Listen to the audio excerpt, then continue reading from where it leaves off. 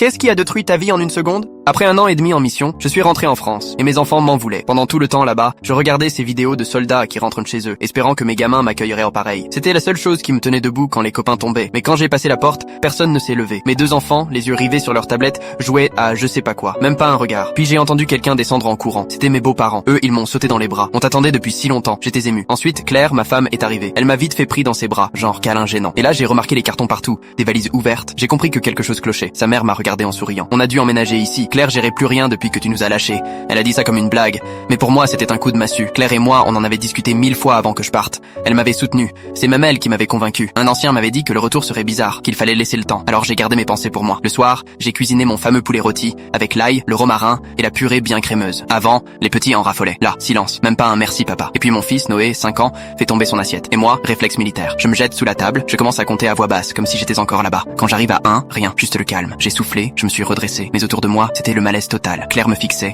les yeux écarquillés. Sa mère tapait vite sur son téléphone. Il m'avait filmé, sans que je le sache. Le lendemain, les enfants n'étaient plus là, emmenés sans un mot. Les semaines qui ont suivi ont été un enfer. Claire m'évitait, les enfants aussi. La seule chose qui restait, c'était mes crises. Et un matin, on frappe. Monsieur Delmas, je suis de la protection de l'enfance. On a reçu des signalements sur votre comportement. Elle me montre des vidéos. C'était moi, en train de vriller, filmé en cachette, hors contexte. Juste assez pour me faire passer pour un danger.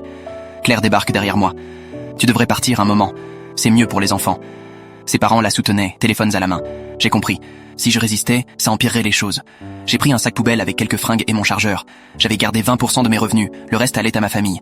Et là, sur mon compte, 33 €. J'ai écrit à Claire. Elle a répondu direct. On a fait des placements. Tes parents en avaient plus besoin que nous. Je suis resté planté, les yeux brouillés de larmes.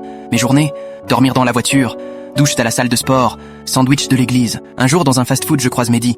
On avait servi ensemble. Maintenant, il est avocat. Mais t'es devenu quoi, frère? Je lui raconte tout. Il me regarde. Ils t'ont filmé sans ton accord? C'est illégal ici.